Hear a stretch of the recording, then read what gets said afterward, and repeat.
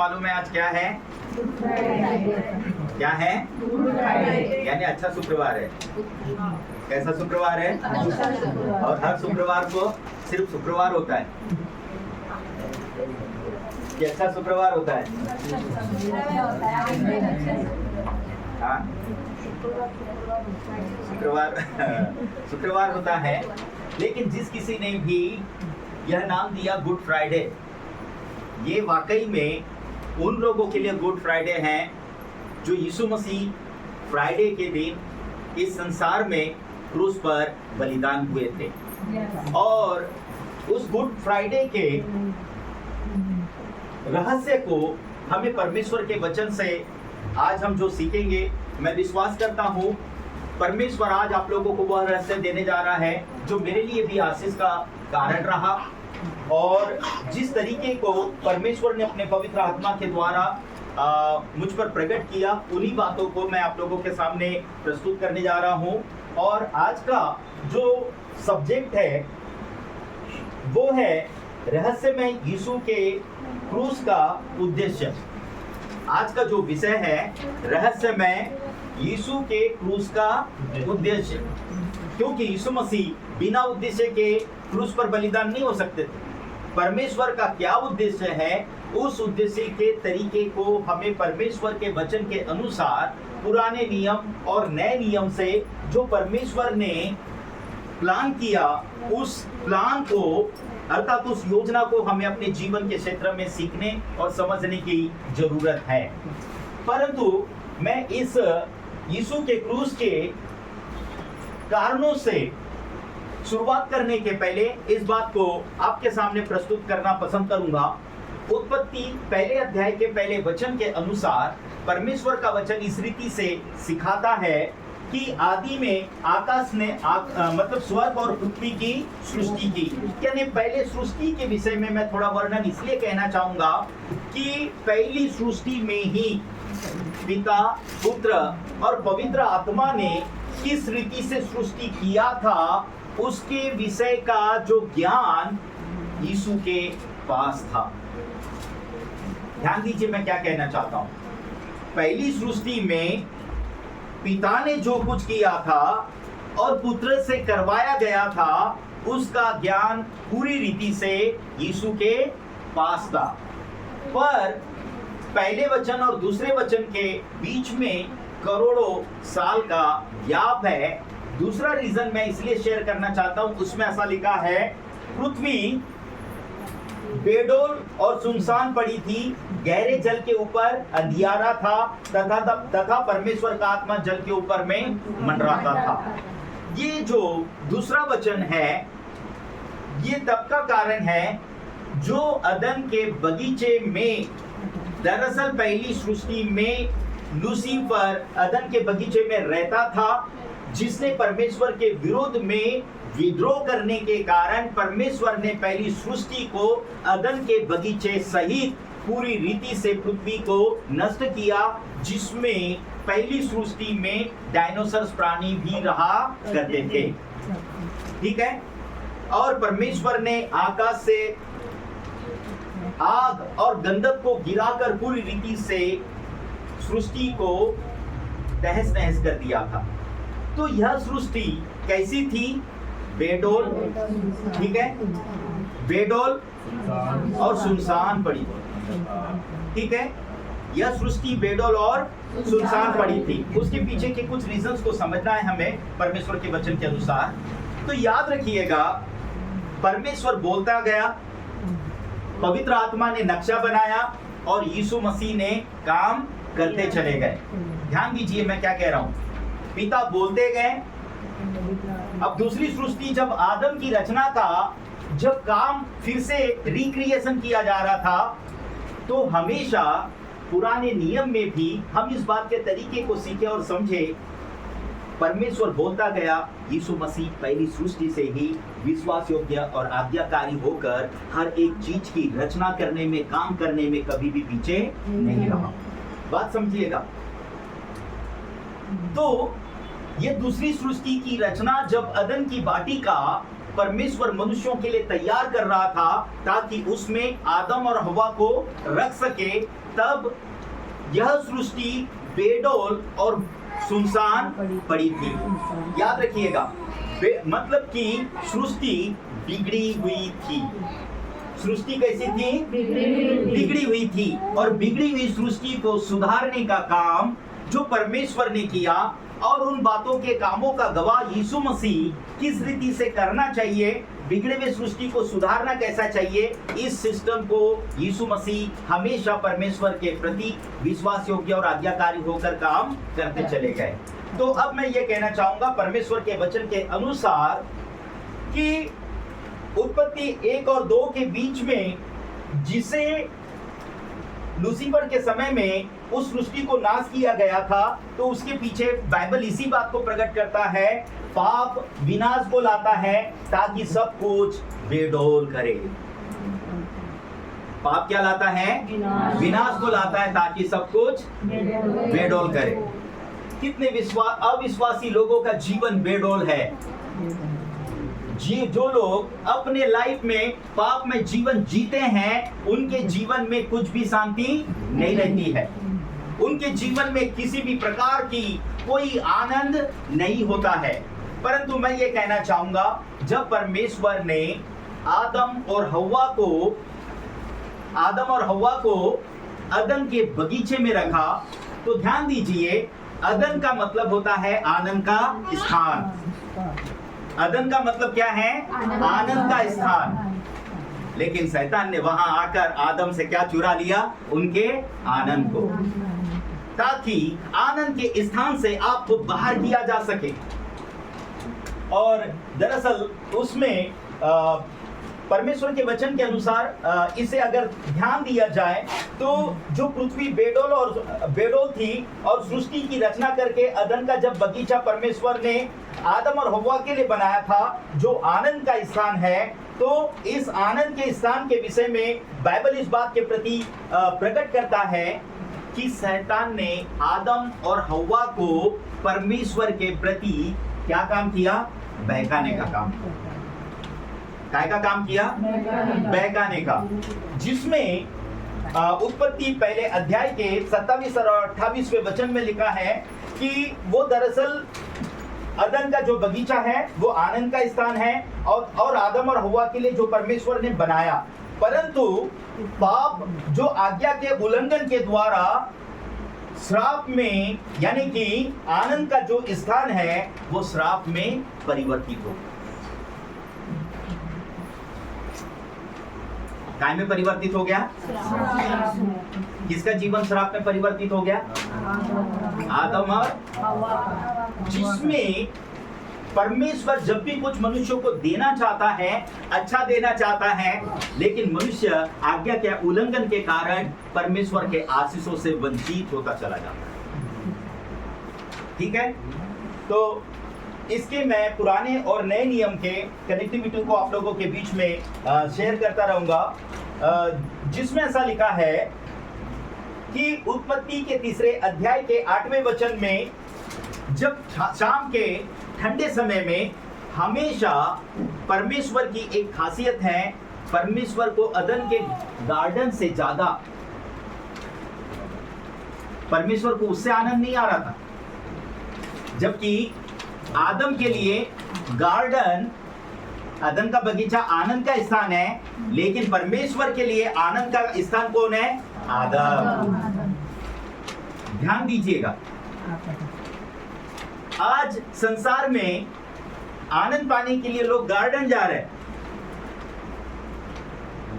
आनंद पाने के लिए कहां जा रहे हैं? लेकिन परमेश्वर को आनंद किससे मिलता है? मनुष्यों की संगति से। किसकी संगति से? मनुष्यों की संगति से। इस बात पर ध्यान दे मेरे प्रियो, हमारा ध्यान संसार पर परमेश्वर का ध्यान किसकी ओर है? हमारी ओर।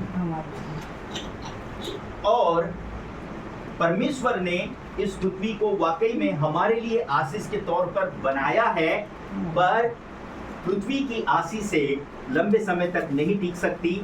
पर आशीष देने वाला अगर हमारे साथ हो तो हमारी आशीष प्रभु यीशु मसीह के द्वारा बनी रह सकती है। इस सिस्टम को समझे मेरे प्रियो, क्योंकि मैं बहुत सारे कोशिश में हूँ कि जितना ज़्यादा हो शॉर्टकट में मैं आप लोगों को समझा सकूं, लेकिन ये 2 घंटे का मैसेज है, 3 घंटे का मैसेज है और करीबन 1-1.5 हफ्ते से मैं तैयार कर रहा हूं।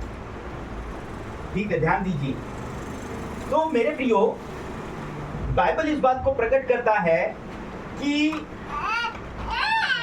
मनुष्य परमेश्वर के लिए, आदम हवा एक मंदिर के समान है और परमेश्वर हमेशा उनको अपने अनुग्रह के द्वारा बचाए रखना चाहता है, ताकि उनको कभी भी किसी रीति से पाप में गिरने के बावजूद भी ऐसे ही छोड़ नहीं सकता।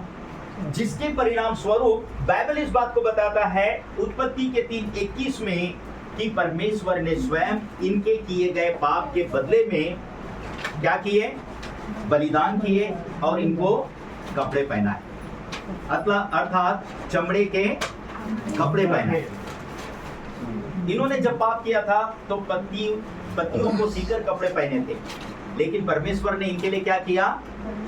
बलिदान करके कपड़े पहनाए। दरअसल जैसे जैसे आप परमेश्वर के वचन को सुनेंगे, उस बात में ध्यान दें कि परमेश्वर ने इनको इनके पापों के बदले में क्यों बलिदान किया और वो बलिदान की विधि क्यों सिखाया, कि हमेशा इनके पाप ढांपे जाए और किस रीति से परमेश्वर के अनुग्रह में सुरक्षित पाए जाए।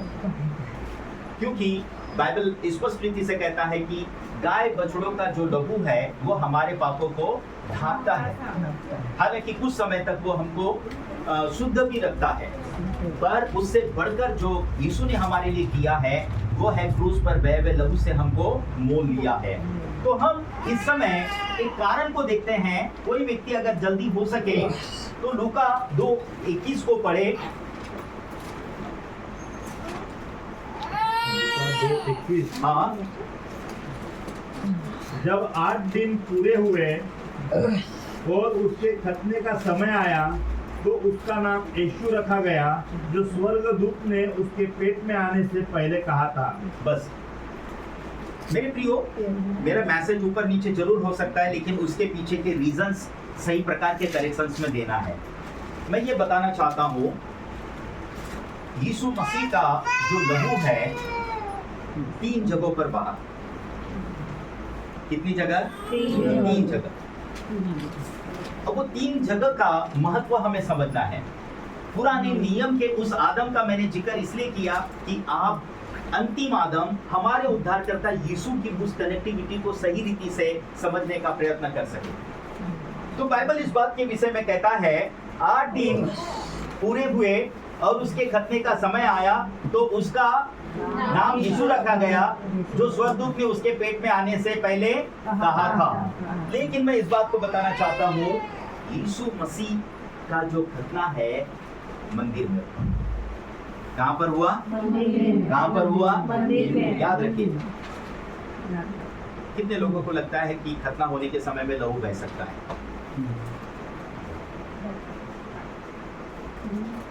पॉइंट समझ रहे हैं? पहले शुद्धिकरण का स्थान कहां से? खतने से, पर मंदिर से।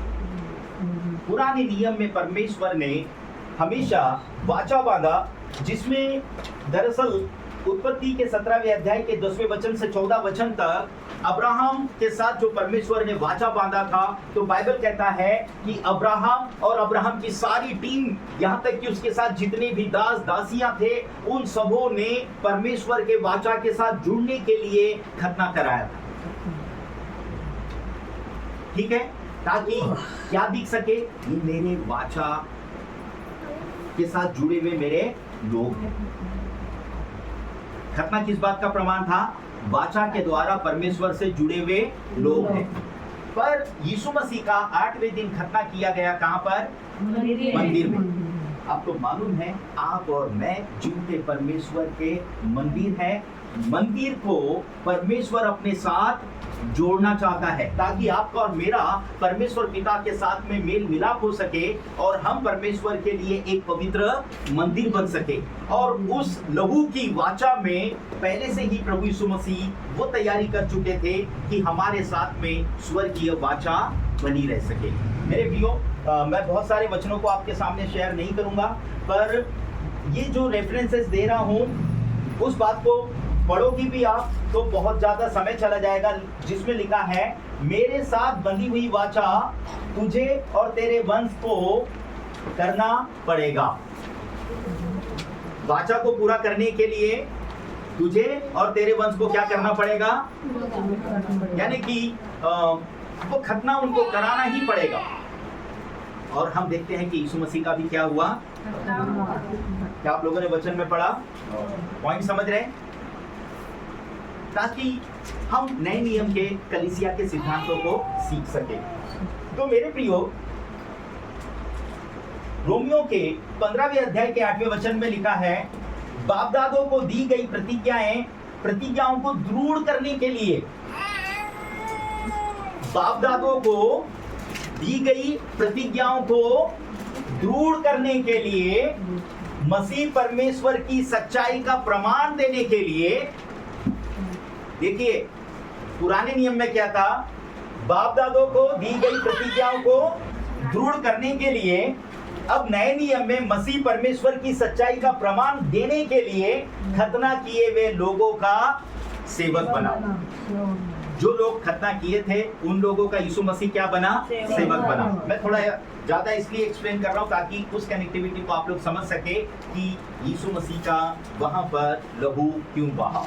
मैं 3 जगह पर कहा यीशु का लहू बहा, उस विषय पर इसलिए एक्सप्लेन कर रहा हूं ताकि आप पुराने नियम में जो अदन के बगीचे में हुआ उस कनेक्टिविटी को, जो मसीह यीशु में नई सृष्टि बनाने के लिए परमेश्वर ने अपने बेटे यीशु के द्वारा जो क्रूस के माध्यम से जो कीमत को चुकाया, उस सिस्टम को आप लोग सीख सके और समझ सके।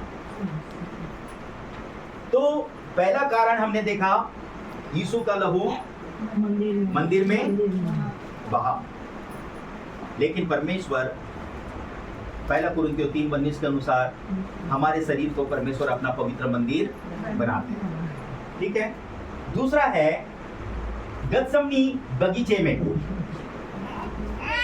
कहां पर यीशु का लहू बहा? कोई व्यक्ति मत्ती 34 का 36 और 37 में ऐसा लिखा है। मैं चाहता हूं थोड़ा 1 मिनट इसे पढ़े जल्दी से। 36। तब यीशु अपने चेलों के साथ गतसमनी नामक एक स्थान में आया और अपने चेलों से कहने लगा, यही बैठे रहना जब तक मैं वहां जाकर प्रार्थना करूं। वह पतरस और जब्दी के दोनों पुत्रों को साथ ले गया और उदास और व्याकुल होने लगा। तब उसने उनसे कहा, मेरा जी बहुत उदास है। बस 1 मिनट। अब मेरा 38 में लिखा है, तब उसने उनसे कहा, मेरा जी बहुत उदास है, यहाँ तक कि प्राण निकला चाहते हैं। ठीक है, आप लोग रेफरेंस लिखिएगा जिन लोगों को जल्दी नहीं जमता है। तो ध्यान दीजिए मैं क्या कुछ कहना चाहता हूँ। यीशु के क्रूस के मृत्यु का जो रहस्य है, इतना आज भी लोगों के लिए, विश्वास करने वालों के लिए सरल है, विश्वास नहीं करने वालों के लिए कठिन है। पर क्रूस की जो दास्ता आज से 2000 साल पहले यरूशलेम में बीती, उस क्रूस के विषय की खासियत मैं आपको एक बात बताना चाहता हूँ। हम अनदेखी बातों पर विश्वास कर रहे हैं कि यीशु हमारे पापों के खातिर मारे गए, गाड़े गए और मरों में से तीसरे दिन जी उठे और आपने और मैंने उद्धार को प्राप्त किया है। ध्यान दीजिए, अब साइंटिस्ट इस बात की खोज में है। यहाँ लिखा है, मेरा जी बहुत उदास है, यहाँ तक कि मेरा प्राण निकला जा रहा है।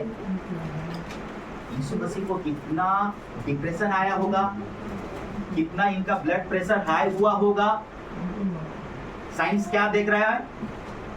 ताकि उसका प्राण निकलने पर था।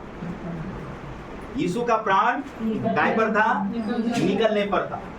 कितने लोगों को मालूम है कि अगर परमेश्वर स्वर्गदूत के द्वारा यीशु को, जब तक परमेश्वर का लक्ष्य और उद्देश्य पूरा नहीं होता तब तक यीशु प्राण छोड़ने वाले नहीं थे। पर कितने लोगों को मालूम है कि कई लोगों की घबराहट के कारण सडनली मौत हुई। हेलो, आप मेरी बात को समझ पा रहे हैं? और यीशु मसीह यहाँ पर क्या कह रहे हैं? मेरा जी बहुत उदास है, यहाँ तक कि मेरा प्राण निकला जा रहा है। ऐसा लग रहा है कि उसी समय उसका प्राण निकलेगा। कितने लोगों को चक्कर और घबराहट आती है और अचानक शरीर से इतना पसीना निकलता है, पता ही नहीं चलता, बेहोश गिरे जैसे 2 मिनट के लिए। कभी कभार तो उनको मालूम ही नहीं होता है कि इतना सारा पसीना कैसे उनके शरीर से बाहर निकला, क्योंकि घबराहट में कई प्रकार का एक बड़ा काम हो सकता है। लेकिन याद रखिएगा, यीशु मसीह कंप्लीटली परमेश्वर की उस योजना को अपने जीवन में जान चुके थे। पर हम इस बात को देखना चाहते हैं वचन के अनुसार कि गतसमनी बगीचे में यीशु मसीह को प्रार्थना करते हुए किस रीति से उनका लहू वहां पर बहा। 22 का 44 पढ़े। वह अत्यंत संकट में व्याकुल होकर और भी हार्दिक वेदना से प्रार्थना करने लगा और उसका पसीना मानो लहू की बड़ी बड़ी बूंदों के समान भूमि पर गिर रहा था। तब वह प्रार्थना से उठा और अपने चेलों के पास आकर उन्हें उदासी के मारे सोता पाया। बस मेरे प्रियो, यहाँ पर बाइबल इस बात के विषय में कहता है, वह अत्यंत संकट में। यीशु मसीह की स्थिति उस समय फिजिकल तरीके से कैसी थी? अत्यंत संकट। ऐसा संकट जिस संकट से बचा जा नहीं सकता। मेरे प्रियो, मैं 1 मिनट पहले आपसे ये कह रहा था,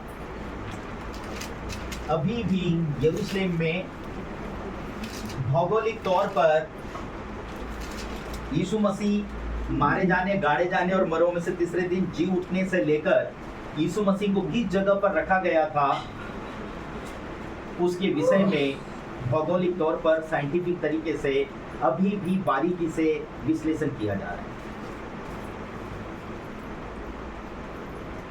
लेकिन बहुत सारे विश्लेषक विश्लेषण तो कर रहे हैं पर विश्वास नहीं कर रहे। आप मेरे बोलने का मतलब समझे? कितने लोगों को मालूम है कि साइंटिस्ट जब तक कोई प्रमाण न दिखे तब तक वो उस पर विश्वास नहीं करते। कितने लोगों को मालूम है कि यीशु मसीह के जी उठने के समय में सदूकी, फरीसी और जितने वहां के यहूदी थे यीशु मसीह के पुनरुत्थान पर विश्वास किया। बाइबल कहता है यीशु मसीह के चेलों को छोड़कर बाकी किसी ने भी उस पर विश्वास नहीं किया। और आज से वो प्रमाण है। वो सब कुछ खोज कर रहे हैं लेकिन अभी भी विश्वास नहीं कर रहे हैं। क्योंकि अभी कल ही एक बड़ा अपडेट आया, पर मैं उस अपडेट के विषय में नहीं बोलूंगा क्योंकि कई प्रकार के जो विश्लेषण है, इतने विश्लेषण आते जा रहे हैं, लेकिन उन विश्लेषणों में सबसे बड़ा विश्लेषण यह है, इस बात का सच्चा प्रमाण यह है कि यीशु वाकई में आज से 2000 साल पहले जगत में आया। हमने उस पर विश्वास किया और हम उन सब बातों के गवाह हैं कि हम बचाए गए। और जगत का उद्धार करता यीशु हमसे आज भी बोलता है, बातचीत करता है। मैं विश्वास करता हूँ सबों को यीशु ने किसी न किसी प्रकार से स्वप्न दिया, वचन दिया, प्रतिज्ञा दिया, या परमेश्वर ने आपके साथ जो जो प्रतिज्ञा की वाचा आपसे बांधा, प्रभु ने आपके लाइफ में कुछ न कुछ आशीष आपके लाइफ में दिया। तो विशेष करके यहाँ ये कहना चाहता हूँ, वचन के अनुसार 44वें वचन में लिखा है कि वह अत्यंत संकट में व्याकुल होकर और भी हार्दिक वेदना से प्रार्थना करने लगा और उसका पसीना मानो लहू की बड़ी बड़ी बूंदों के समान भूमि पर गिर रहा था। ये केवल यीशु के शरीर से पसीना नहीं आ रहा था, लेकिन क्या आ रहा था? लहू बह रहा था। आदम ने पाप कहाँ किया था? आदम के, याद रखिए, परमेश्वर ने सारी सृष्टि की रचना जरूर रचा, लेकिन विशेष अच्छा स्थान, आनंद का स्थान अदन का बगीचा बनाया। और यीशु मसीह को फिर से आनंद का स्थान, जो श्राप का स्थान बना, उसे फिर से आनंद के स्थान में परिवर्तित करने के लिए यीशु मसीह को गार्डन में जाकर अपने लहू को बहाना पड़ा। आप मेरी बात को समझ पा रहे हैं मेरे प्रियो? परमेश्वर आपके लाइफ को अदन का बगीचा बनाना चाहता है। कितने लोग इस बात को समझ रहे हैं? आपका लाइफ अगर अदन का बगीचा बने तो कितने लोग गलतियों के 5वें अध्याय के 22 और 23 वचन को पढ़ते हैं, आप कहते हैं मेरे अंदर आत्मा के फल लगने चाहिए। अगर आप पेड़ ही नहीं होंगे तो फल कैसे लगेंगे? लेकिन भजन संहिता 1 में परमेश्वर का वचन 2 प्रकार के लोगों के विषय का वर्णन करता है। पर बाइबल ये कहता है, जो परमेश्वर की व्यवस्था के अनुसार चलता है, वह व्यक्ति उस पेड़ के समान है जो बहती नाली के किनारे लगाया गया और जिसके पत्ते कभी मुरझाते नहीं। यानी इनका पेड़, इनके जीवन को परमेश्वर क्या बना रहा? ऐसा पेड़ बना रहा जिनका पत्ते कभी मुरझाते नहीं।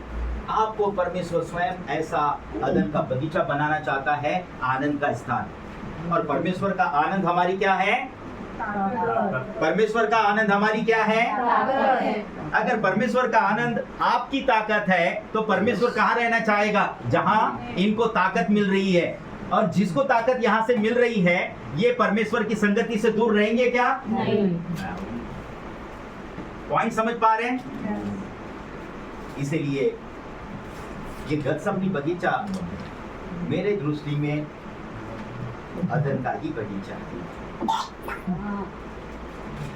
क्योंकि लंबे समय से अदन का बगीचा कहाँ था वो ढूंढा जा रहा है, लेकिन सबके नजर में यह बात आ रहा है यरूशलेम की वह स्थान है जो सृष्टि के आरंभ में अदन का बगीचा था।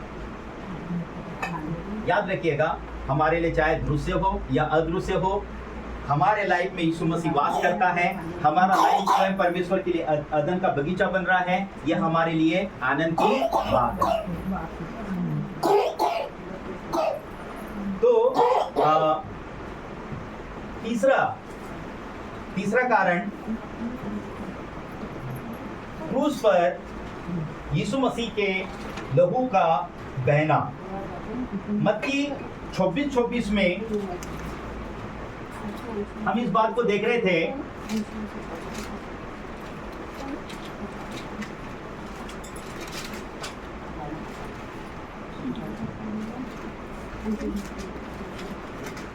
उसमें परमेश्वर का वचन क्या कहता है, उस बात को हम समझे। मत्ती 26 के अनुसार क्रूस पर चढ़ाए जाने से पहले, हाँ कोई पढ़े। जब वे खा रहे थे, हाँ, तो यीशु ने रोटी ली और आशीष मांगकर तोड़ी। बस एक मिनट। यीशु मसीह प्रभु भोज की विधि में अपने चेलों को शामिल किया, और बाइबल क्या कहता है? यीशु मसीह ने क्या लिया? क्या लिया? रोटी लिया और तोड़कर कहा क्या है? वो खाओ, यह मेरी देह है। बस ध्यान दीजिए, यीशु मसीह का देह हमारे लिए जीवन की रोटी बना। यीशु मसीह का जो देह है वो हमारे लिए जीवन की रोटी बना, और यीशु मसीह जो स्वयं कटोरा है वो हमारे पापों की क्षमा के लिए लहू बहाने वाला स्थान बना। हेलो, कितने लोग समझ पा रहे हैं? उसके बाद क्या लिखा है उसी में, और आगे पढ़े अभिजीत। फिर उसने कटोरा लेकर धन्यवाद किया और उन्हें देकर कहा, हाँ? तुम सब इसमें से पियो, क्योंकि यह वाचा का मेरा वह लहू है जो बहुतों के लिए पापों की क्षमा के निमित्त बहाया जाता है। तो यीशु के पास, यीशु स्वयं परमेश्वर के लिए एक ऐसा कटोरा बना जिस कटोरे को बलिदान होने के द्वारा ऐसे पवित्र लहू से भरना था, ताकि उसके प्याले में से जब हम पिए तो हम भी पूरी रीति से शुद्ध हो सके। यीशु मसीह को ऐसा कटोरा बनना पड़ा। जब यीशु मसीह मरों में से तीसरे दिन जी उठा तो परमेश्वर के सामने भेंट के रूप में इसी बलिदान के उस लहू को परमेश्वर के सामने भेंट के रूप में चढ़ाया। याद रखिएगा इसके लिए। और हम एक दो वचन को पढ़ेंगे जिससे कि आप परमेश्वर के और भी भेदों को समझ सके। इब्रानियों 9 उसका 14 पढ़े। इब्रानियों 9 हाँ 14।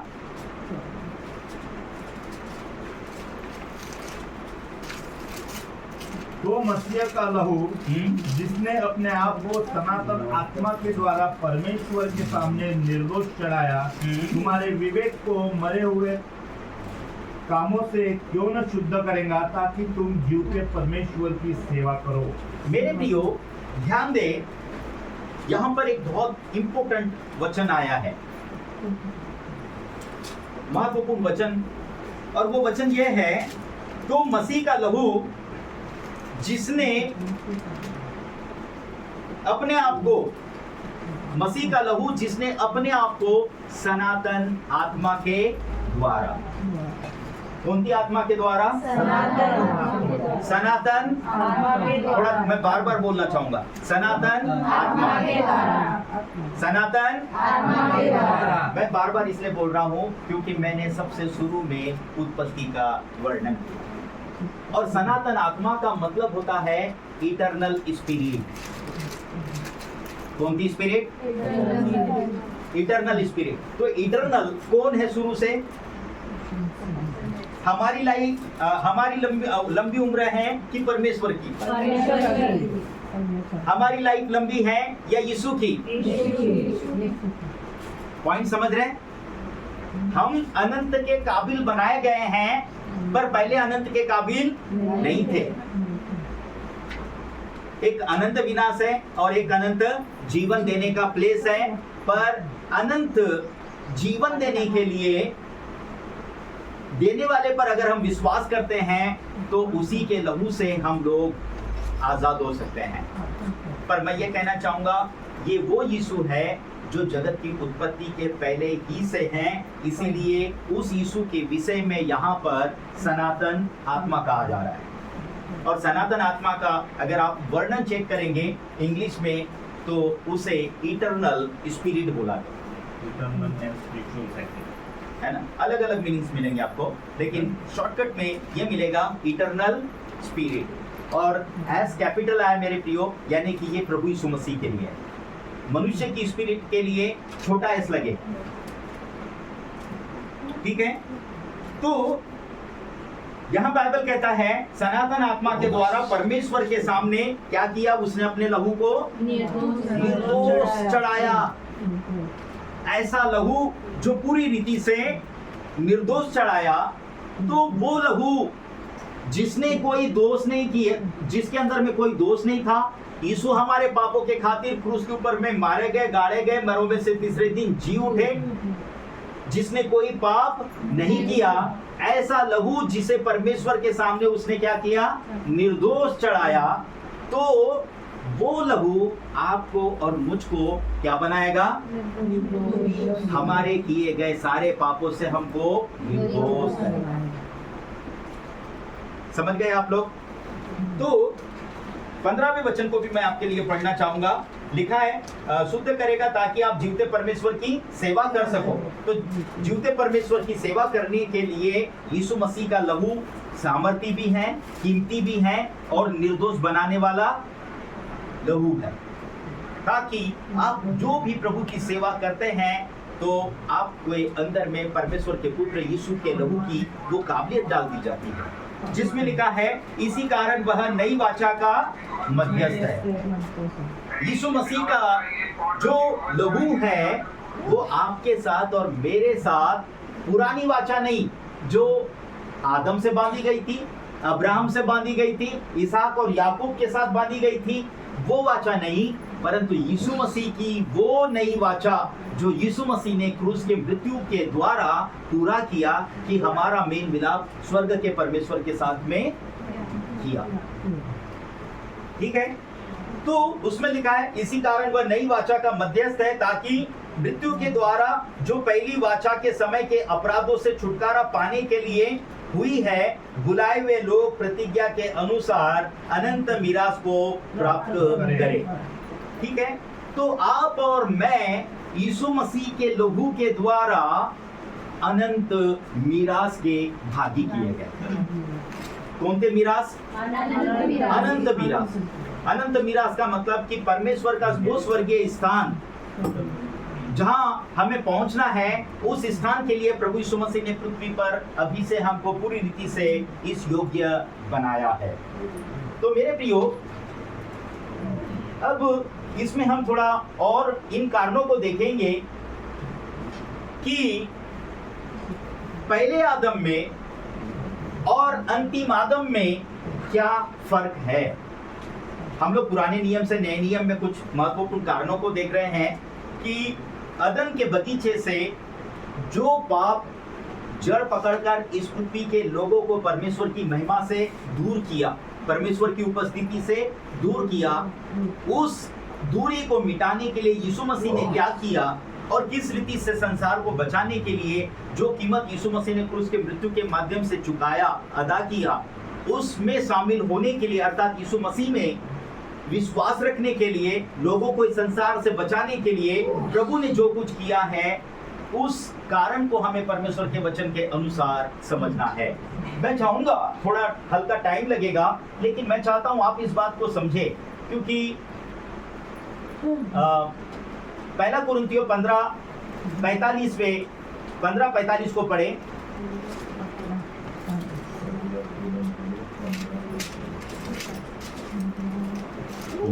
ऐसा ही लिखा भी है कि प्रथम मनुष्य अर्थात आदम जीवित प्राणी बना और अंतिम आदम जीवनदायक आत्मा बना। और आगे, परंतु पहले आत्मिक न था पर स्वाभाविक था, इसके बाद आत्मिक हुआ। प्रथम मनुष्य धरती से अर्थात मिट्टी का था, दूसरा मनुष्य स्वर्गीय है। बस ध्यान दीजिए, मैं हालांकि बहुत सारे वचन हैं, पर आप लोग इन वचनों को पॉइंट्स में नोट करके रख सकते हैं। पहला कुरिन्थियों 15 अध्याय 45 से 58 तक, ठीक है, लेकिन मैं 2-3 शब्दों में आप लोगों के सामने एक्सप्लेन करूंगा। जिसमें ऐसा लिखा है, 45 में ऐसा लिखा है, ऐसा ही लिखा है कि प्रथम मनुष्य अर्थात आदम जीवित प्राणी बना। आदम क्या बना? आप लोग जीवित प्राणी के रूप में गिने जाएंगे कैसे? इसमें हम लोग स्कूल में सीखे ना, अगर हम किसी को टच करते हैं तो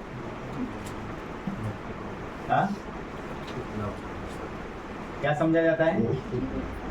नहीं, देखो, निर्जीव और सजीव, टच के विषय में जीव और सजीव। तो जो सजीव है उसको एहसास होता है, और जो निर्जीव को अगर स्पर्श करोगे तो एहसास नहीं होगा। लेकिन आत्मिकता को टच करोगे तो एक आत्मिकता अगर दूसरे आत्मिकता को टच करे तो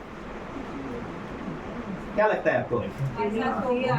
होगा ना, ज्यादा सेंसिबल होगा, बल्कि बहुत ही ज्यादा। मैं विश्वास रखता हूं कि उसकी आत्मा की आंखें जो काम कर सकती है उसको छूने की भी जरूरत नहीं पड़ेगी, क्योंकि बाइबल इस बात का स्पष्टीकरण करता है कि बहुत सारे सेवकों ने आत्मा से जो स्वर्गीय दर्शनों को देखा वो वास्तव में पूरे हो रहे हैं। पर मैं यहाँ पर कुछ महत्वपूर्ण बातों को शेयर करना चाहूंगा। आदम कैसा था? जीवनदायक जीवित प्राणी बना। और अंतिम आदम कैसा बना? जीवनदायक आत्मा बना। वो शारीरिक था, पर यीशु आत्मिक था। क्या फर्क है शारीरिकता में और आत्मिकता के फर्क को समझ पा रहे हैं? क्योंकि मैंने थोड़ी देर पहले इस बात को बताया, यीशु मसीह सनातन आत्मा, यानी वो इटर्नल है। ठीक है।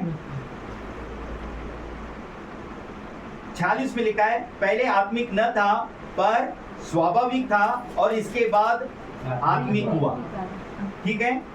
प्रथम मनुष्य धरती से अर्थात मिट्टी का था और दूसरा मनुष्य स्वर्गीय है। तो हम बहुत सारी बातों को नहीं पढ़ेंगे, लेकिन आपको शॉर्टकट में ये बात समझ में आना है, पहला मनुष्य जो पृथ्वी पर था वो क्यों फेल हो और यीशु फेल क्यों नहीं हुआ, है ना? बिब्लिकली आदम और हवा ने बहकावे में आ गए थे ना, पर यीशु मसीह, जबकि यीशु मसीह के आदम और हवा के बाद निरंतर पाप पृथ्वी पर रह रहकर बढ़ता रहा, और नूह के समय में जब पृथ्वी पर पाप बढ़ गया था तो परमेश्वर स्वर्ग से इस रीति से कहता है, पृथ्वी परमेश्वर की नजर में बिगड़ गई थी। आप मेरी बात को समझ रहे हैं? इसीलिए मैंने पहले वचन को और दूसरे वचन को लिया था उत्पत्ति के। बिगड़ने का मतलब वो नहीं जो आपको लगता है कि हमने इतना अच्छा पेड़ लगाया, इतना अच्छा घर बनाया, पर बिगड़ने का मतलब वो भी है जो परमेश्वर ने इंसान को बनाया तो सीधा, पर बड़ा होने के बाद बनता है वो टेढ़ा। कैसे? क्या लंबे से? उसकी हरकतों से। कैसे? उसकी हरकतों से। परमेश्वर उसके अंदर अपना स्वभाव तो डालना चाहता है, पर शैतान अपना टेढ़ा स्वभाव उनके अंदर में डालना चाहता है कि सब कुछ परमेश्वर के आज्ञा के विपरीत करे। आज्ञाकारिता में नहीं, आज्ञा का हमेशा क्या करे? उल्लंघन करे। इसीलिए आप इस बात को समझे, आदम क्यों फेल हुआ पर यीशु मसीह फेल नहीं हुए। ठीक है। तो मैंने बहुत सारे वचन आप लोगों के लिए नहीं पढ़े, पर इसे मैं बहुत सारी बातों को आपको शॉर्टकट में समझा रहा हूँ मेरे प्रियो, और ये बहुत ही लाभदायक है आप लोगों के लिए, क्योंकि मुझे और 2-3 महत्वपूर्ण वचन तक आपके लिए पहुंचना है। तो पहला रीजन हम इस बात को देखते हैं कि आदम ने परमेश्वर की आज्ञा का उल्लंघन करके परमेश्वर की सुनकर भी अनसुनी किया। कहां पर? अदन के बगीचे में। कहां पर अनसुनी किया उसने? अदन के बगीचे में। मतलब उसको सब कुछ मालूम था आदम और हवा को, तब भी उन्होंने क्या किया? आज्ञा का उल्लंघन किया। क्यों किया? इसके पीछे का रीजन क्या है आपको मालूम है? अदन में कोई तो था जिसे बहकाने का काम कर रहा है, और वो स्पिरिट आज भी पूरे वर्ल्ड में काम कर रही है ना? कितने लोगों को लगता है मैं नहीं बहकना चाहिए, मेरा परिवार नहीं बहकना चाहिए, बहकने से बचने के लिए क्या करने चाहिए, अगर कोई ग्रीप में फंस गया है तो उसको बचाने के लिए क्या योजना करना चाहिए? आज भी हम इस प्रकार प्रयत्नशील हैं कि कोई भी कभी किसी रीति से शैतान के बहकावे में न आए। याद रखिएगा। तो हम इस बात को देखते हैं कि अदन के वाटिका में आदम परमेश्वर की आज्ञा का उल्लंघन करके पाप में फंसा, लेकिन हम एक ऐसे कारण को देखते हैं कि यीशु हमेशा परमेश्वर की सुनकर चेलों को सुनाने वाला बना। याद रखिएगा मैं क्या कह रहा हूं। यीशु हमेशा परमेश्वर की सुनकर अपने चेलों को सुनाने वाला बना। अगर सोचिए, यीशु अगर परमेश्वर की स्वयं न सुने और अपने चेलों को सुनाने वाला बने, तो वो परमेश्वर की दृष्टि में आज्ञा का उल्लंघन करने वाला और दूसरों को आज्ञा सिखाने वाला, तो परफेक्ट होगा क्या?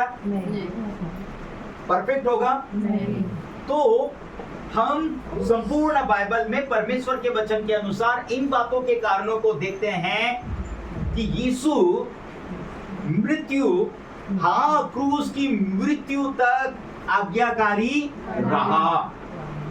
एक बात भी यीशु मसीह ने कभी भी परमेश्वर की आज्ञा का उल्लंघन नहीं किया। और आदम ने कितना वो आज्ञा का उल्लंघन किया? वो पहले दिया था वही किया। और वो एक आज्ञा का उल्लंघन करने के कारण कितने प्रकार के पाप आ गए लाइफ में? आप मेरी बात को समझ पा रहे हैं? पहला रीजन, आदम ने जैसे ही पाप किया परमेश्वर की आत्मा से वो अलग हो गया, ठीक है। दूसरा, अदन के बगीचे से, आनंद के स्थान से बाहर हो गया। उसके कारण पृथ्वी श्रापित हुई और वो उसके मेहनत की, पसीने की कमाई जितना भी करेगा वो उसके लिए कांटे और उठकटारे उगाएंगी। इसीलिए फिर से प्रभु यीशु मसीह के पास आना इस संसार को अति आवश्यक है, क्योंकि आनंद का स्थान क्रूस है। वो आनंद का स्थान मनुष्यों के लिए एक ऐसा क्रूस है जो इस संसार के पाप से और श्राप से लोगों को बचा सकता है। मेरे प्रियो, मैं जल्दी से ही जा रहा हूँ। मैं आप लोगों के लिए यह कहना चाहूँगा, जब मत्ती 3:17 में और 16 में बाइबल ये कहता है कि जब यीशु मसीह पानी का बपतिस्मा लेने के लिए यरदन नदी में उतरे, तो बाइबल कहता है यीशु के लिए स्वर्ग खुल गया। यीशु के लिए क्या खुल गया? स्वर्ग खुल गया और आकाश से यह आकाशवाणी हुई, यह मेरा प्रिय पुत्र है जिससे मैं अत्यंत प्रसन्न हूँ। पहला रीजन क्या है? लोगों के बीच में इस बात का डिक्लेरेशन करना। देखिए, हमेशा के लिए यीशु के लिए स्वर्ग खुल गया, क्योंकि स्वर्ग हमेशा उसके लिए खुला रहेगा जो परमेश्वर की आज्ञाकारिता में चलेगा। लेकिन स्वर्ग का द्वार कब बंद हुआ आदम के लिए?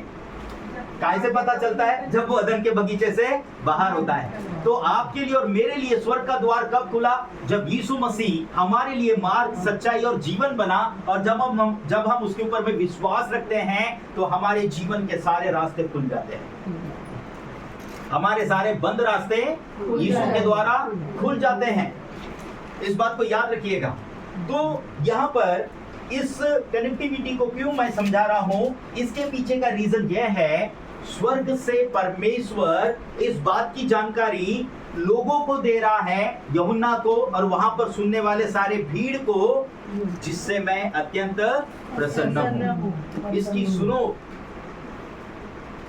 जिससे प्रसन्न है उसकी सुनने के लिए परमेश्वर भीड़ को उत्साहित कर रहा है, क्योंकि यीशु परमेश्वर की सुन रहे थे और परमेश्वर की जो सुनता है परमेश्वर उससे प्रसन्न रहता है। मैं जल्दी पढ़ूंगा जिसमें लिखा है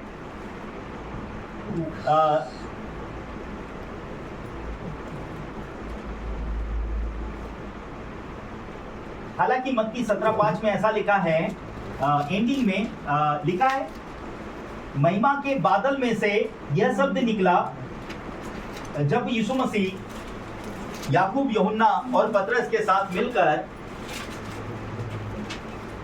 जब प्रार्थना कर रहे थे, तो बाइबल कहता है कि परमेश्वर वहां पर मूसा और एलिया स्वर्ग से आकर उनको दर्शन दिए। तो दर्शन देने के पश्चात वहां पर परमेश्वर ने इन लोगों को एक स्वप्न में मतलब कि एक दर्शन दिया, और इसमें लिखा है कि महिमा के बादल में से यह शब्द निकला, यह मेरा प्रिय पुत्र है जिससे मैं अत्यंत प्रसन्न हूं, इसकी सुनो। क्योंकि यीशु ने परमेश्वर की सुना, तो जो सुनेगा, हम भी तो कहेंगे ना कि प्रभु ने आपसे क्या बात किया, आप हमको भी सुनाइए, है कि नहीं? परमेश्वर ने आपसे क्या बात किया, हमें भी सुनाइए। याद रखिएगा। बहुत ही महत्वपूर्ण वचनों पर आ रहा हूँ। मेरे प्रियो, फिर बाद में पतरस उस बात के विषय में और अच्छा एक्सप्लेनेशन देके कहता है, दूसरा पतरस पहले अध्याय के 17वें वचन में वो कहता है, उस प्रताप में महिमा में से यह वाणी आई, यह मेरा प्रिय पुत्र है जिससे मैं प्रसन्न हूँ। क्योंकि पतरस यीशु के साथ प्रार्थना में वहां पर सो रहा था, लेकिन उसके जब दिमाग सचेत हो गया, जाग गया, तब उसने इस बात को देखा कि परमेश्वर की क्या वाणी इनको सुनाई थी, जिसमें वो अपने पत्री में इस रीति से लिखता है, दूसरे पत्रस के पहले अध्याय के 17वें वचन में लिखा है, उस प्रताप में महिमा में से, ठीक है, ये साधारण महिमा नहीं थी, ये अलौकिक महिमा का बादल छाया हुआ था वहां पर, और लिखा है कि महिमा में से यह वाणी आई, यह मेरा प्रिय पुत्र है जिससे मैं प्रसन्न हूं। तो स्वर्ग से यीशु को छूने, फिर इसका और एक कारण देखते हैं हम लोग कि इस रीति से हमेशा परमेश्वर अपने चेलों को सुनने के विषय में मार्गदर्शन देता है। पर हम और डीपली थोड़ा जाएंगे परमेश्वर के वचन के अनुसार। यीशु मसीह को क्रूस पर चढ़ाए जाने के पहले, यीशु मसीह को क्रूस पर चढ़ाए जाने के पहले, यीशु मसीह को सताए जाने के लिए कोई भी मनुष्य छू नहीं सकता था, यहाँ तक कि शैतान भी यीशु को छू नहीं सकता था, या परसिक्यूशन नहीं कर सकता था, परेशान नहीं कर सकता था। तो जब तक स्वर्ग से परमेश्वर की ओर से अनुमति नहीं मिल सकती थी, तब तक कोई यीशु को पकड़ भी नहीं सकता था। मेरे बोलने का मतलब समझ पाए? जब तक परमेश्वर और यीशु मसीह अपने आप को छूने के लिए परमिशन न दे, तो कोई भी यीशु को पकड़ नहीं सकता था। क्या मेरे बोलने के मतलब को समझ पाए? ये कारणों को आप बाइबल के सिद्धांतिक टेक्निक पर देखें, क्योंकि मैं आप लोगों को प्रचार नहीं कर रहा, पर वह मैसेज दे रहा हूं जो परमेश्वर के वचन के द्वारा एक अलौकिक रीति से प्रमाणित है, जिससे कि हम सिद्धांतिक बन सके, बिब्लिकल सिस्टम को फॉलो कर सके, ताकि किस रीति से परमेश्वर के पुत्र यीशु ने सब बातों में परमेश्वर के वचन के अनुसार जीवन निर्वाह किया, वैसे ही हम भी उसकी उन आशीषों को, जो कुछ यीशु ने हमारे लिए किया, उन आशीषों के हम लोग सहभागी बन सके। तो मेरे प्रियो,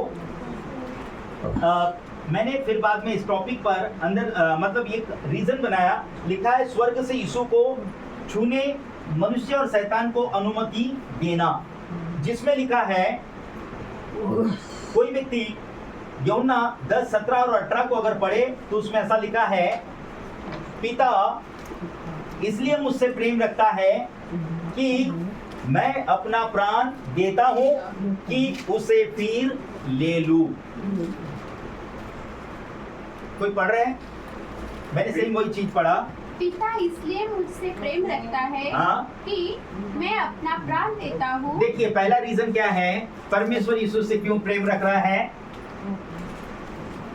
उसी में से वही कारण है। परमेश्वर यीशु से प्यार क्यों करता है? क्योंकि वो अपना प्राण देता है। अपना प्राण परमेश्वर ने अब्राहम से क्यों प्यार रख रहा था? क्योंकि उसने अपना बेटा परमेश्वर के लिए दिया था, है ना? पिता मुझसे क्यों प्रेम रखता है? क्योंकि मैं अपना प्राण दे रहा हूं, और फिर उसे देने का भी अधिकार है, और उसे फिर से वापस लेने का भी अधिकार किसके पास है? परमेश्वर के पास। नहीं, यीशु के पास। परमेश्वर ने वहां पर थोड़ा और कोई व्यक्ति पढ़े, थोड़ा इसे हम समझे।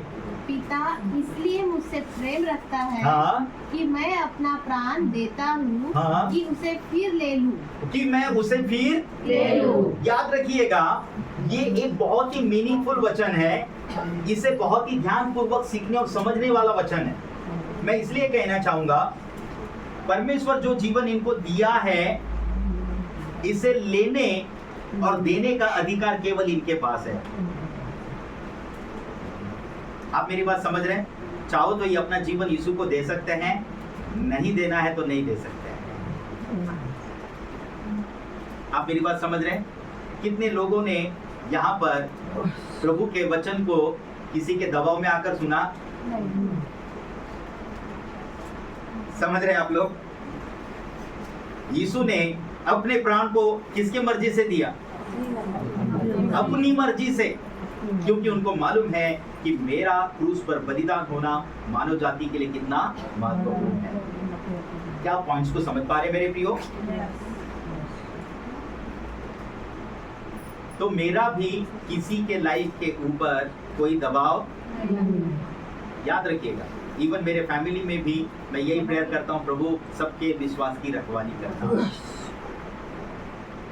बाकी उनका लाइफ उनके हाथ में है। लेकिन वचन के आधार पर यही सिखाने में आ जाता है कि जिस रीति से अगर यीशु परमेश्वर की सुनते हुए अगर जीवन जिएंगे तो यीशु इस पृथ्वी के सब प्रकार के पाप से बचे रहें, और उसका क्रूस पर बहा हुआ लहू हमें इस पृथ्वी के सब प्रकार के पापों से बचा सकता है, आपको भी हर परिस्थिति में जाने से बचा सकता है। ये एक बहुत बड़ा इंपॉर्टेंट पॉइंट है। तो इसके पीछे का रीजन हम इस बात में देखते हैं वचन के अनुसार कि यीशु क्रूस पर बलिदान होने के लिए अपने खुद के प्राण को उन्होंने क्या किया? उंडेल दिया।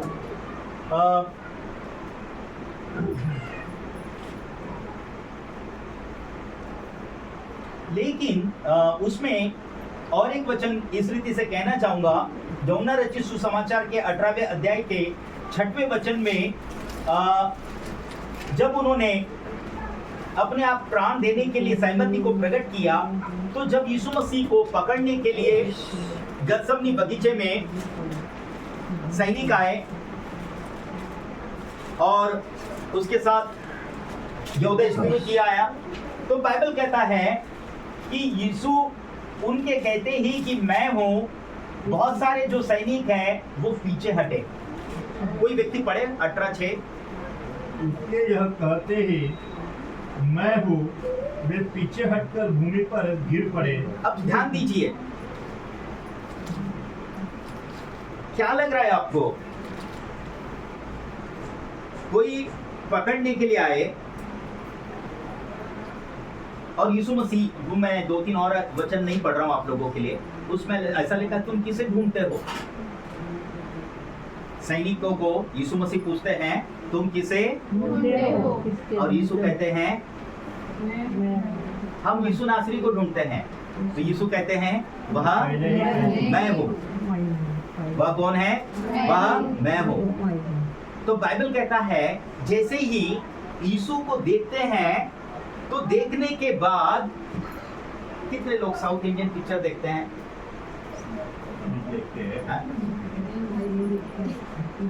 उनके अंदर के एक्शन बड़े अच्छे लगते हैं। हीरो जब मारता है ना तो पता नहीं कितने दूर जाके गिरता है। कितने, वो पता नहीं बिजली के बिल वाले के खंबे के पास जाके गिरेगा और ऊपर से बिजली का खंबा भी बैंड हो जाएगा। और रियल में पता नहीं, आप लोग अगर जाके गिरोगे तो पता नहीं इधर से भी लगेगा, पोल से भी लगेगा और मच्छर की तरह जल्दी गिर जाएंगे। लेकिन याद रखिएगा मैं क्या कहना चाहता हूँ, यहाँ साउथ इंडियन पिक्चर के फाइटिंग से भी ज्यादा पावर यीशु के मारे बिना ही, मैं हूं बोलने से ही कितने दूर पीछे गिर रहे। फिर से अब उसे पढ़े। उसके यह कहते ही हाँ मैं हूँ, हाँ, वे पीछे हटकर भूमि पर गिर पड़े।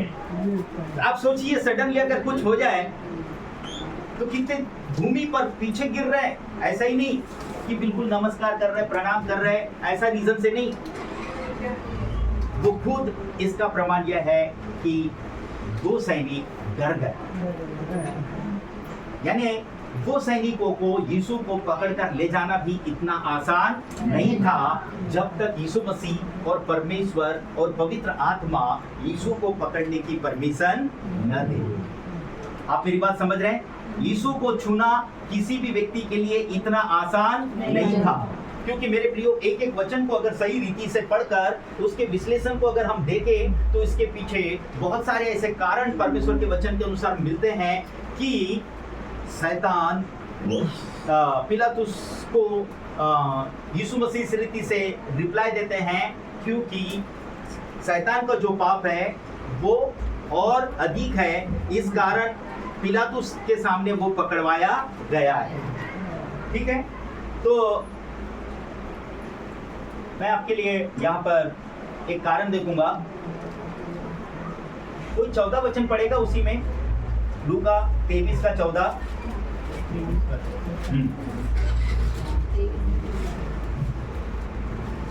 जल्दी जल्दी थोड़ा सा, क्योंकि ये थोड़ा सा इम्पोर्टेंट वचन है। हाँ जल्दी पढ़े। तुम इस मनुष्य को लोगों का बहकाने वाला ठहरा कर मेरे पास लाए हो। बस एक मिनट, यीशु मसीह को क्या करने वाला? यीशु को पकड़कर किसके पास लाए? पिलातुस के सामने। और क्या बोलकर लाए? क्या बोलकर लाए? यहाँ लिखा है, उसके विषय में मैं ये कहना चाहूंगा।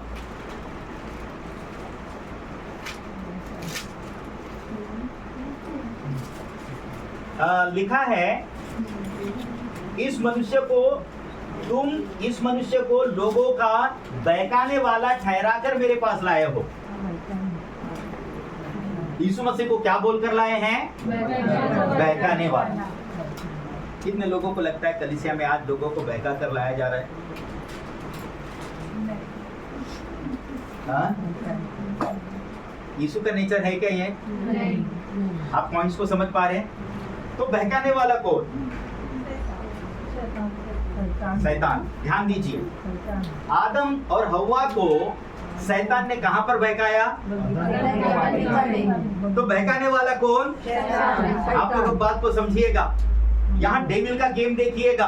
बहकाने वाला खुद यीशु को बहकाने वाला पेश करके पिलातुस के सामने पेश किया जा रहा है, पर यीशु मसीह बहकाने वालों में से नहीं। तो नेचर, शैतान का जो नेचर है वो कहां से प्रकट है? कहां से उसने बहकाया था? आदम और हव्वा को। तो जिसके विषय में मैं सिर्फ इसलिए कह रहा हूं, इस बात पर ध्यान दे। कोई वचन को 19 को पढ़े। ठीक है, एक मिनट, मैं चाहता हूं पहला तीमुथियुस के 2 अध्याय के 14 वचन में बाइबल कहता है, आदम नहीं पर स्त्री हव्वा बहकाने में आकर अपराधनी हुई। हव्वा के विषय में बाइबल कहता है आदम नहीं बहकाया गया, पर कौन बहकाने में आ गई? हव्वा। और बाइबल कहता है कि बहकाने में आकर अपराधिनी हुई, और किसके द्वारा? शैतान के द्वारा। शैतान के द्वारा हव्वा बहकाई गई। पर उसी में 19वें वचन को कोई पढ़े, 23 का लूका 23:19। वह किसी बलवे के कारण जो नगर में हुआ था और हत्या के कारण बंदीपुरों में डाला गया था। बस एक मिनट। वह किसी बलवे के कारण, बरअब्बा नाम का एक व्यक्ति था जो किसी बलवे के कारण नगर में हुआ था और हत्या के कारण बंदी गृह में डाला गया था। याद रखिएगा, पिलातुस के सामने निर्दोष यीशु को क्रूस पर चढ़ाने की मांग की जा रही है, लेकिन बलवा करने वाले व्यक्ति को छोड़ने की मांग की जा रही है। किसको? बलवा करने वाली। और बलवा किसने किया था अदन के बगीचे में? शैतान ने। क्या बलवा किया था? क्योंकि उसको मालूम था ये मेरा वो स्थान था जहां मैं बड़े प्यार से तो हट नहीं सकता, पर हटाने के लिए पहले इनको मैं बहका सकता, ताकि फिर से लोगों के ऊपर में शैतान को राज करने का मौका मिल सके। पर उन्होंने आज्ञा के उल्लंघन के द्वारा ये काम किया। इसका परिणाम शैतान संसार का फिर से सरदार बन चुका था। लेकिन परमेश्वर का पुत्र यीशु मसीह इसलिए प्रकट हुआ कि शैतान के सारे कामों को नाश करे। पॉइंट समझ पा रहे हैं? मैं सिर्फ महत्वपूर्ण वचन को आपके सामने शेयर कर रहा हूँ मेरे प्रियो, ताकि आप इस मीनिंग को समझें। और ये बहकाने वाला स्पिरिट या डाकू, दरअसल इसके विषय में देखा जाए तो ये डाकू भी है, जिसको हम टेररिज्म के तौर पर भी कार्य के रूप में देखते हैं, जिसके विषय में मैंने व्यवस्था विवरण के 21वें अध्याय के 20 और 21वें वचन में ऐसा लिखा है कि अगर ऐसा बलवा करने का वाला कोई व्यक्ति हो तो पहले परिवार के माध्यम से, नगर के बाहर निकालकर सब लोगों के माध्यम से ऐसे व्यक्ति को फतरवा किया जाए, ताकि दोबारा ऐसा कोई व्यक्ति इन लोगों के बीच में न पाया जाए। बलवा करने वाला, कितने लोगों को लगता है बलवा करने वाले लोग स्वर्ग में प्रवेश करेंगे? लेकिन याद रखिएगा, जिस दिन यीशु क्रूस पर चढ़ाए गए, ये बरअब्बा अपने लाइफ में उद्धार को प्राप्त किए, क्योंकि उसको उस दिन मालूम पड़ गया बलवा करने वाला कभी बचता नहीं।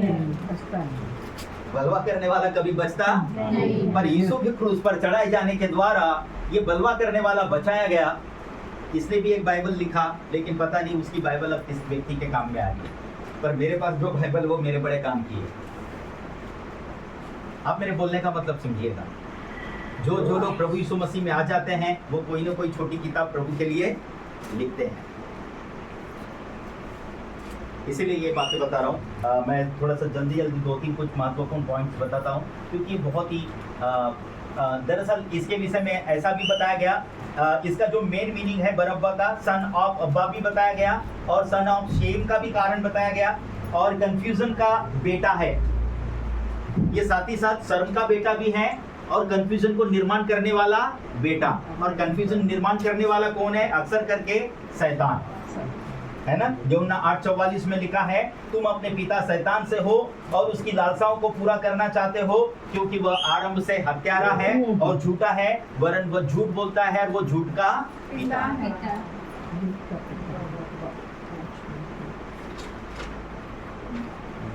मेरे प्रियो,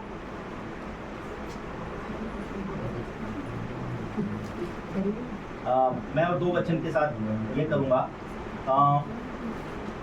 पुराने नियम में यशायाह के 50वें अध्याय के 6वें और 7वें में बाइबल ये कहता है यीशु मसीह को 39 कोड़े मारे गए। कोई व्यक्ति यूहन्ना 19 के पहले और दूसरे वचन को भी निकाल सकते हैं, और यशायाह के 50वें अध्याय के 6वें और 7वें वचन को। तो मैं चाहता हूं कोई व्यक्ति पढ़े उसे, यशायाह 50:6। मैंने मारने वालों को अपनी पीठ, बस 1 मिनट, मैंने मारने वालों को अपनी क्या दी? पीठ। तो पीठ पे क्या मारे गए? 39 कोड़े। याद रखिएगा, कितने कोड़े मारे गए? हाँ, अब आगे दूसरा। और गलमोच नोचने वालों की ओर अपनी गाल किए। बस 1 मिनट, गाल नोचने वालों के सामने अपने मैंने क्या किए? गाल आगे किए। हाँ, और आगे अपमानित होने और उनके थूकने से मैंने मुंह न छिपाया। देखिए, जब यीशु के ऊपर में थूका जा रहा था तो उसने अपने मुंह को नहीं छिपाया। क्यों नहीं छिपाया? इसके रीजंस को हमें परमेश्वर के वचन के आधार पर देखना है। आगे और उसमें पढ़े दूसरा वचन, उसी में आगे, क्योंकि प्रभु यहोवा हमारी सहायता करता है। देखिए, यीशु मसीह को परमेश्वर के प्रति कितना भरोसा था, क्योंकि वह कहता है क्योंकि परमेश्वर यहोवा मेरी सहायता करता है। और आगे, इस कारण मैंने संकोच नहीं किया। अब मैंने संकोच नहीं किया। क्यों संकोच नहीं किया? उसका उत्तर उसी में है। पढ़े आगे। वरन अपना माथा चकमक के समान खड़ा किया। हाँ, क्योंकि मुझे निश्चय था कि मुझे लज्जित होना न पड़ेगा।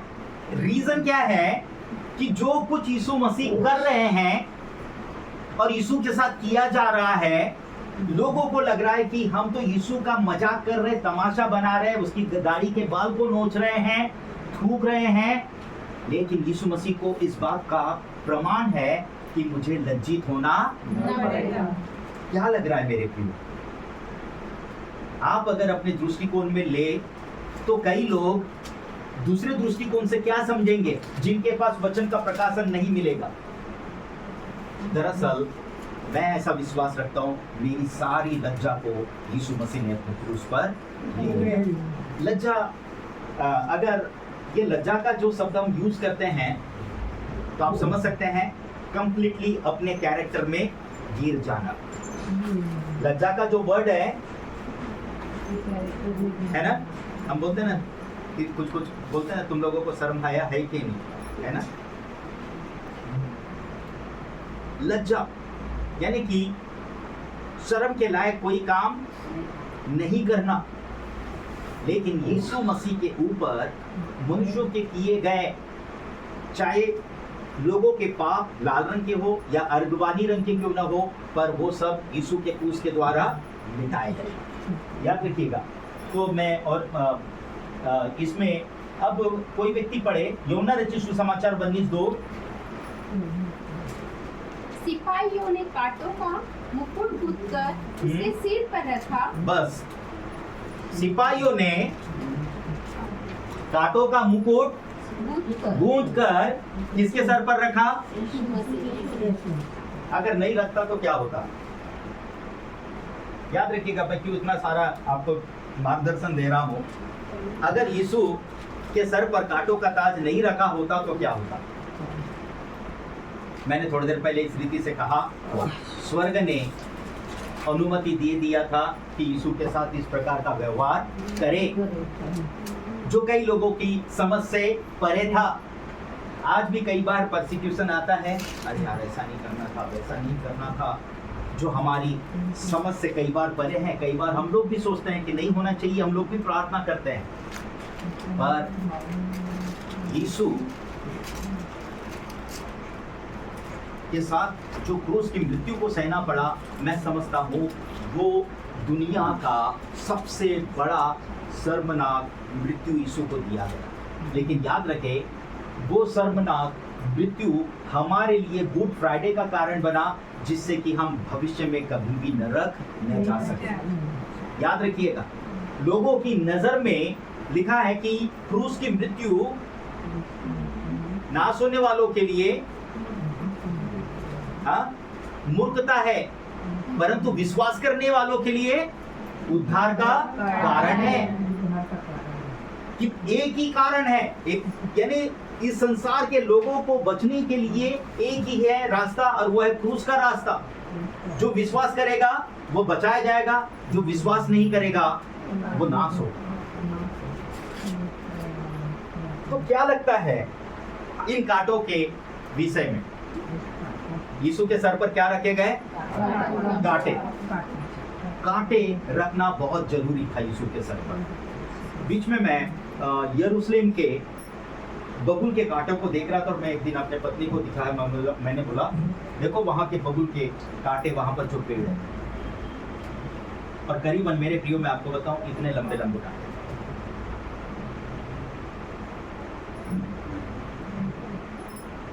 जब यीशु के सर पर रखे गए तो आप समझ सकते हैं कि किस रीति से उसको रखा गया हो। पर मैं इस बात को क्यों शेयर कर रहा हूँ, इसे समझना है। मैं चाहता हूँ आप इस बात को ध्यान दें। उत्पत्ति के 3 अध्याय के 17वें वचन से 19वें वचन तक जल्दी से पढ़े, जल्दी।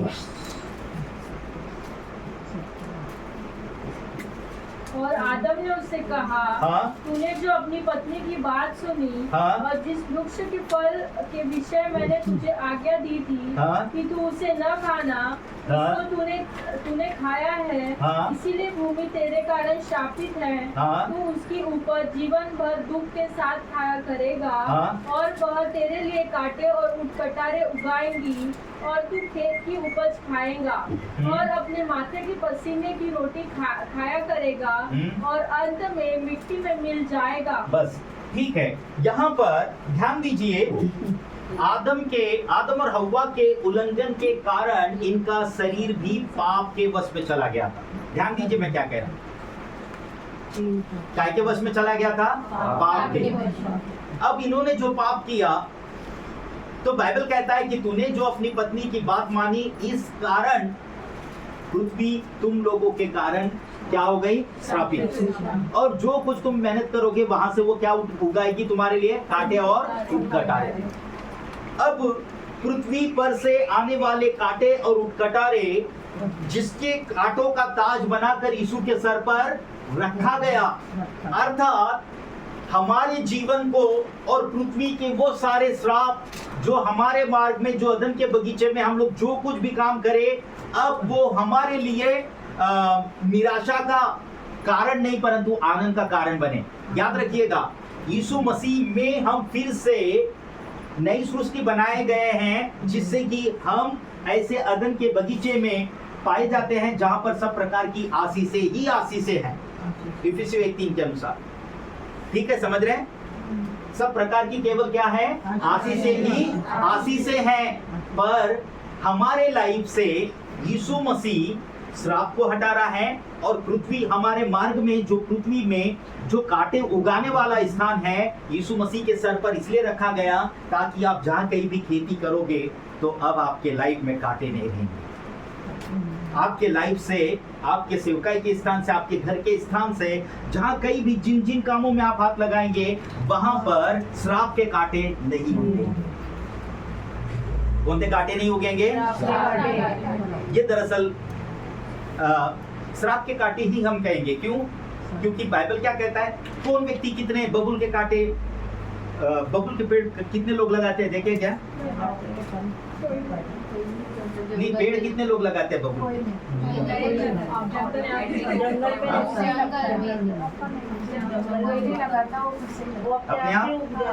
अपने आप उगते हैं। यानी आप अच्छी खेती में अगर ऐसे पेड़ आने लगे तो आपकी खेती को बर्बाद करने वाली जगह।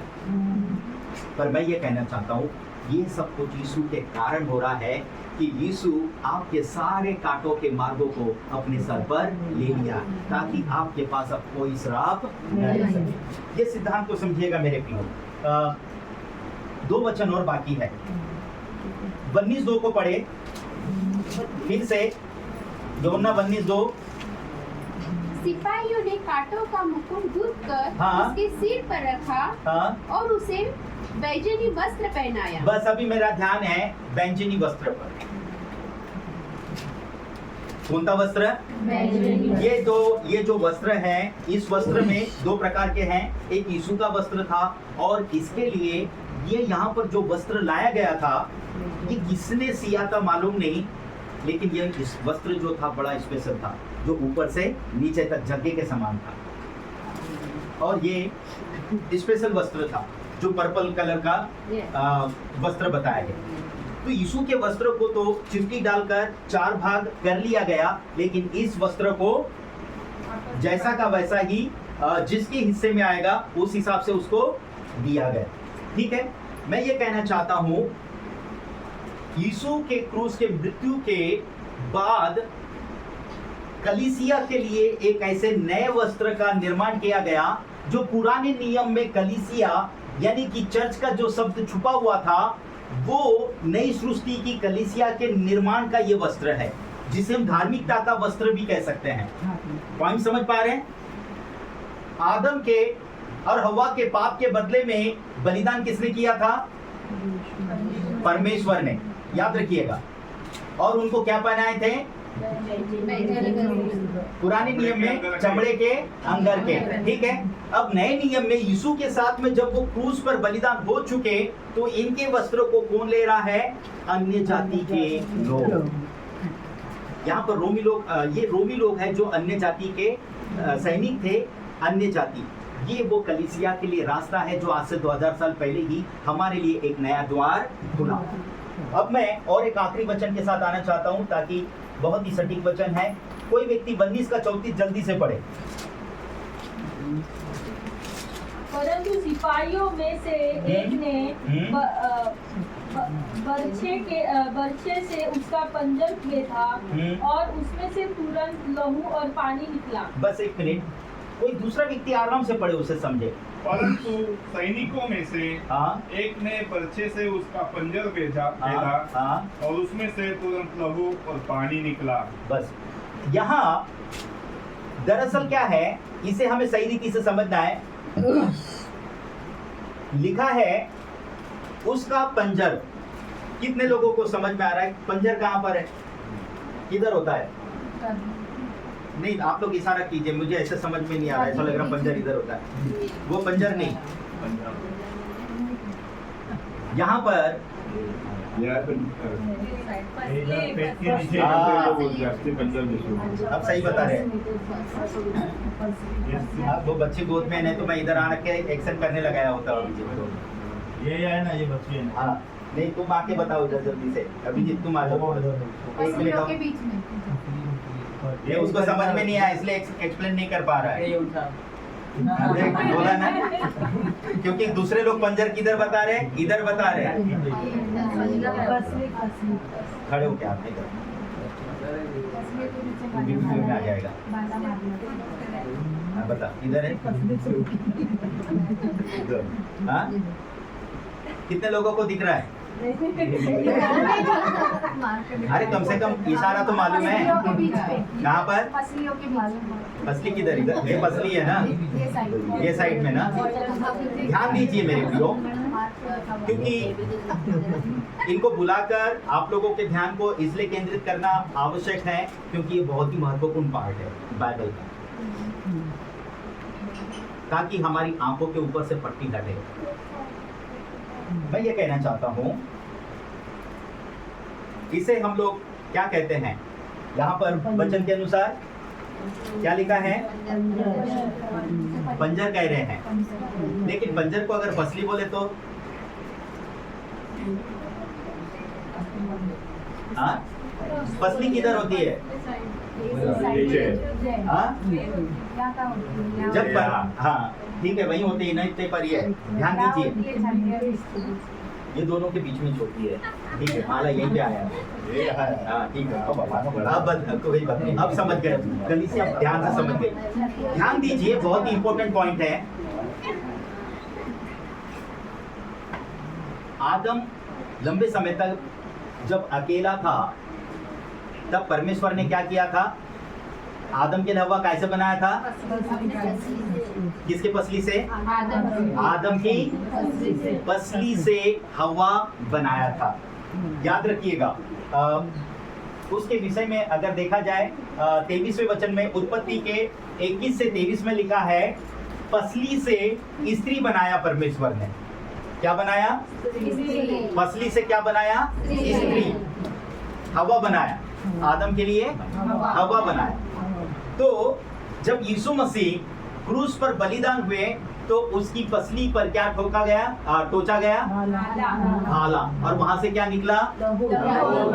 लहू और पानी। लेकिन याद रखिएगा, जब यहाँ पसली पर भाला टोचा गया, तब और एक स्त्री का निर्माण हुआ, और वो है यीशु की दुल्हन कलीसिया। कौन? यीशु की दुल्हन कलीसिया का। क्या आप लोग इस पॉइंट को समझ पा रहे हैं? जब परमेश्वर आदम की पसली से क्या बना सकता है? हवा।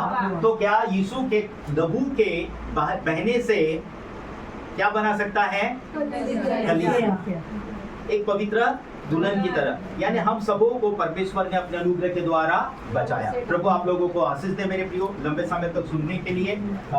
बाकी बातों को हम बाद में देखेंगे। मैं चाहूंगा आप लोग अपनी आंखों को बंद करें और इस समय हम लोग प्रार्थना में जाएंगे।